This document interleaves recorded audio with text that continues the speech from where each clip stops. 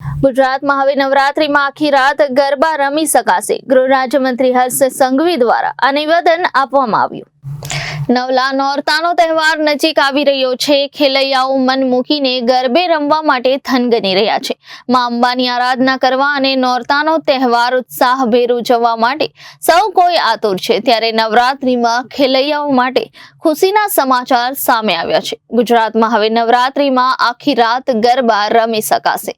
ગૃહ રાજ્યમંત્રી હર્ષ સંઘવી દ્વારા આ નિવેદન આપવામાં આવ્યું છે.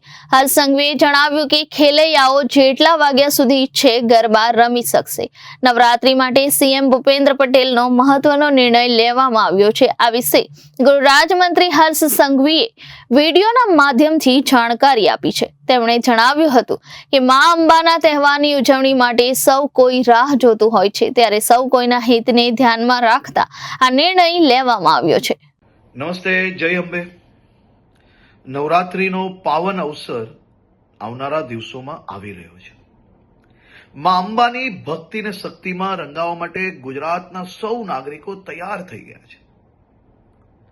નવરાત્રીના આ પાવન અવસરે સૌ ખેલૈયાઓ દિલ મૂકીને મા અંબાની ભક્તિ અને શક્તિમાં રંગાઈ શકે, ગરબે ઘૂમી શકે તે માટે ગુજરાતના મુખ્યમંત્રી શ્રી ભૂપેન્દ્રભાઈ પટેલના માર્ગદર્શનમાં ગુજરાત સરકારે છેલ્લા અનેક વર્ષોથી નવરાત્રી મોડે સુધી રમી શકે, સાથે સાથે મોડી રાત સુધી નાના નાના વેપારીઓ, ફેરિયાઓ અને જે લોકો દરરોજ આ કામ કરીને એમનું પરિવાર ચલાવે છે, તેમનો ધંધો રોજગાર ચાલી શકે તેની બી ચિંતા કરવામાં આવતી હોય છે. આ વર્ષે બી મુખ્યમંત્રીશ્રીના માર્ગદર્શનમાં આ બધા જ મધ્યમ વર્ગીય વેપારી, નાના વેપારીઓ, દુકાનોવાળા, રેસ્ટોરન્ટવાળા એનો ધંધો ચાલી શકે તે માટે પોલીસને ખાસ સૂચના આપવામાં આવી છે કે 10 દિવસ થોડો લોડ વધારે લઈને બી રાજ્યના સૌ નાગરિકો ઉત્સાહપૂર્વક નવરાત્રી બનાવી શકે તે માટેની ચિંતા કરવામાં આવે.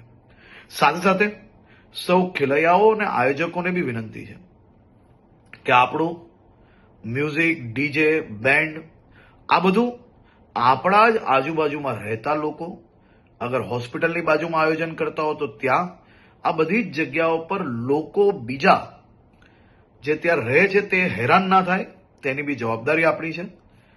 આપણા રાજ્યની અંદર મોડે સુધી ગરબા તમે રમી શકો તે માટે ભૂપેન્દ્રભાઈ પટેલની સરકાર દ્વારા સંપૂર્ણ વ્યવસ્થાઓ કરવામાં આવી છે. પરંતુ સાથે સાથે એક જવાબદાર નાગરિક તરીકે તમે બી સૌ લોકો પોતપોતાનો ફરજ અદા કરશો તેવો મને 100% વિશ્વાસ છે.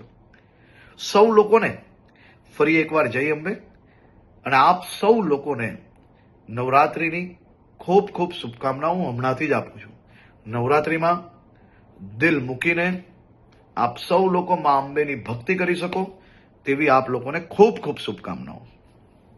Bureau report, Janadesh news, Ahmedabad.